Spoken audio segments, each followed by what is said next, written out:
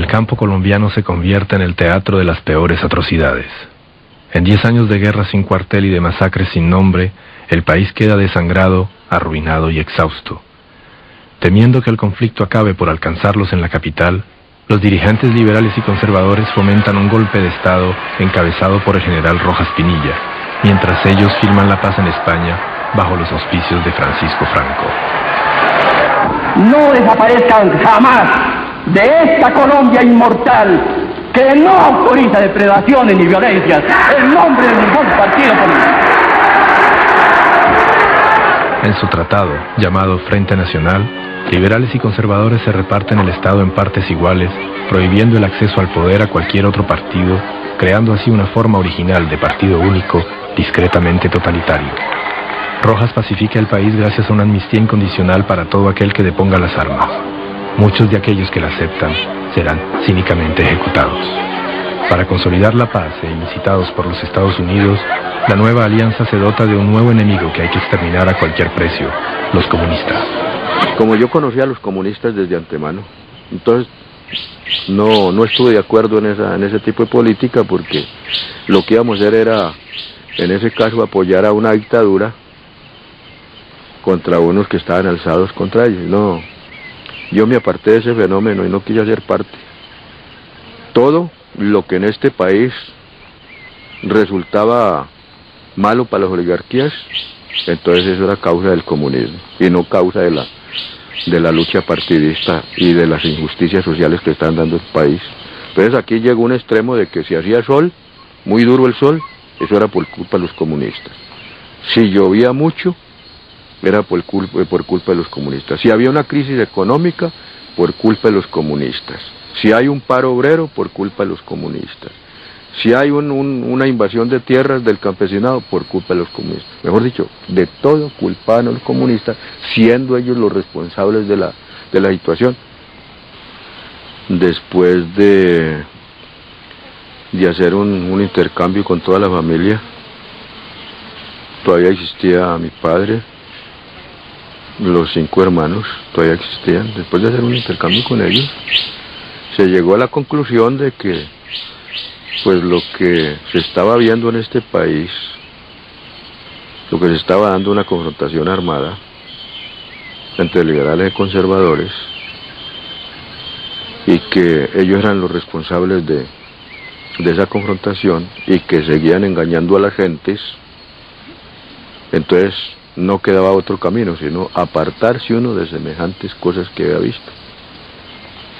Los comunistas no eran muchos, pero sí tenían una influencia en diversas áreas de ese departamento, y con ellos andaban pues la población que andaba con ellos, los guerrilleros alzados en armas, pues la mayoría eran prácticamente liberales, todos liberales. Vamos para el Partido Comunista a ver cómo nos va en el Partido Comunista, porque allá hay planteamientos más claros, más sólidos en ese sentido. Entonces, bueno, yo me voy a afiliar al Partido Comunista y voy a trabajar.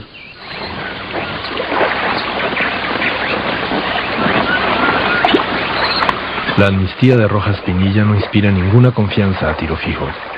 Seguido por una 50 de hombres, rehúsa entregar las armas y se interna en la jungla. Colonizan la selva virgen, cultivan la tierra y establecen una comunidad autónoma en Marquetalia, un pequeño valle en los confines de los Andes.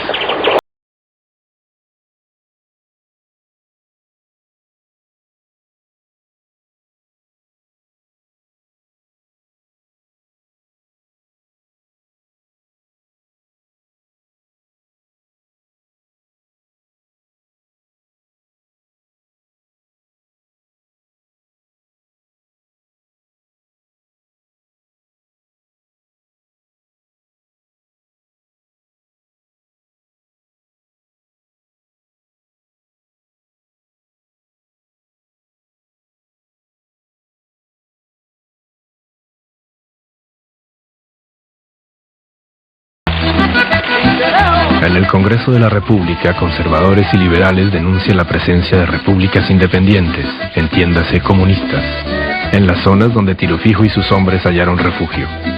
Solicitan y obtienen de los Estados Unidos varios millones de dólares para erradicar la plaga. Una empresa militar colosal se desencadena entonces contra 48 hombres en lo que supuestamente iba a ser una operación relámpago. En realidad durará varios meses y acabará dando nacimiento a la más poderosa guerrilla comunista del continente y desencadenando una guerra civil larvada que se prolonga desde entonces.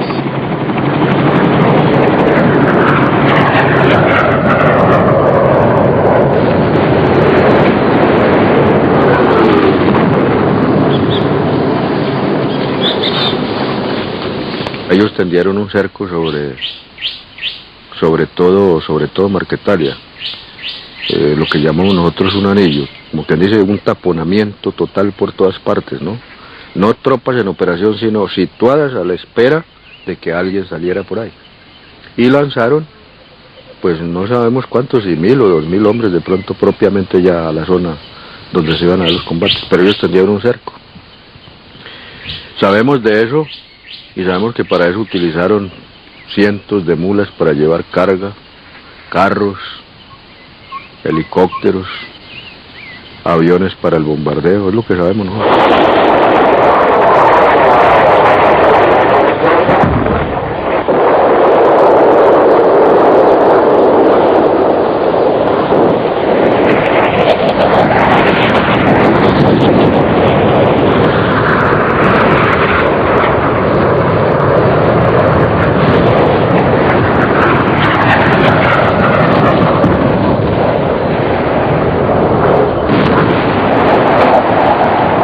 Camaradas, todos ustedes habrán leído la última hoja de propaganda que lanzó la aviación del gobierno. Esta propaganda, en síntesis, nos quiere significar que el glorioso Comité Central de nuestro partido nos ha abandonado en esta justa lucha en que nosotros estamos empeñados por el derrocamiento del régimen y por la instauración en Colombia de un gobierno popular de liberación nacional. Mas no es así, como la propaganda reaccionaria del gobierno, como la propaganda negra de los mandos militares, lo dice en sus hojas. No, el Comité Central de nuestro partido nos está acompañando y no solo nos acompaña, sino que dirige la acción heroica de los combatientes de la resistencia. En 1964 vuelve el gobierno a desatar una persecución con un total de 16.000 hombres, pero encontró nuevamente con la resistencia de los campesinos y mientras de aniquilarlo, el movimiento se ha extendido, se ha fortalecido aún más todavía. Bajo el impulso de los Estados Unidos, que temen el contagio cubano en el continente, la represión militar se instala en toda América Latina. Financiado y entrenado por el tío Sam, el ejército colombiano se especializa en la lucha interna anticomunista. La doctrina de la seguridad nacional, orquestada por Washington, se extiende por el continente como un reguero de pólvora, creando un cortejo de desapariciones, ejecuciones sumarias y tortura. Organizadas desde la Escuela de Entrenamiento Antiguerrilla de Panamá, las operaciones se siguen una tras otra bajo el siniestro label de la guerra preventiva.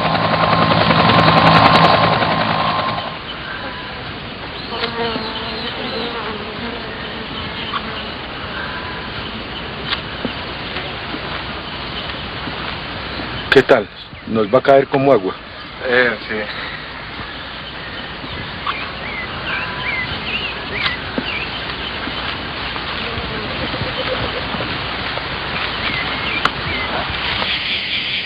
Nosotros también veíamos que cómo a medida que el presupuesto de guerra viene aumentando diariamente... Enardecidos por el éxito de su increíble resistencia durante la Operación Marquetalia y enriquecidos con la experiencia militar adquirida en aquel combate, Tiro Fijo y sus hombres deciden declarar a su vez la guerra total contra el Estado colombiano. Las FARC nacen así oficialmente en 1964.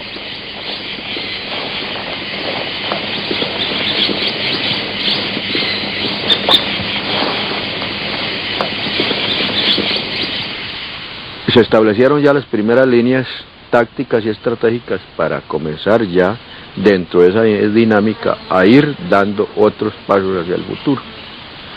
Esas primeras líneas permiten que después se convoque a la primera conferencia nacional guerrillera constitutiva de las FARC.